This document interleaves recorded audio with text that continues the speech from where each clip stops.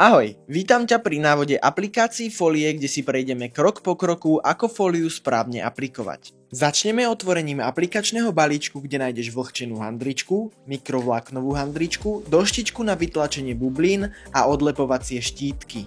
Pred samotnou aplikáciou je dôležité dôkladne vyčistiť displej, aby na ňom nezostali žiadne prachové častice. Ako prvé otvoríme vlhčenú handričku a vyčistíme s ňou celý displej.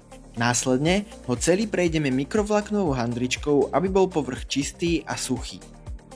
Aby sme sa uistili, že sa na displeji nedostali žiadne prachové častice, vezmeme veľkú lebku a dôsledne ňou prejdeme celý povrch displeja.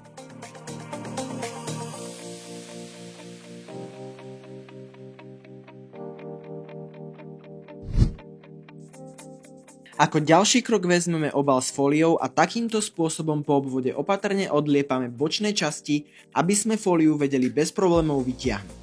Pozor, pri vyťahovaní berieme fóliu vždy za stred, aby sa nám jedna z dvoch ochranných plastových častí nezachytila na obale a mohli sme fóliu aplikovať bez problémov. Následne fóliu položíme rovnomerne na displej a stred fólie prilepíme. Zo spodu fólie sú nasadené ochranné plastové časti, ktoré odstraníme takýmto prehnutím fólie a pomalým vytlačením do boku. To isté zopakujeme aj z druhej strany.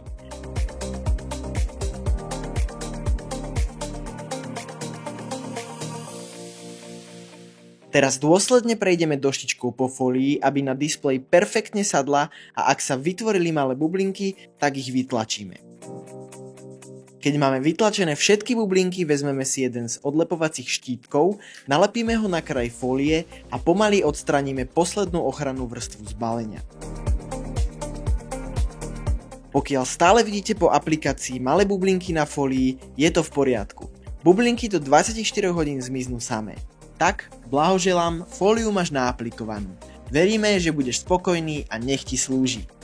Buy. Smart. Repeat. Angaro.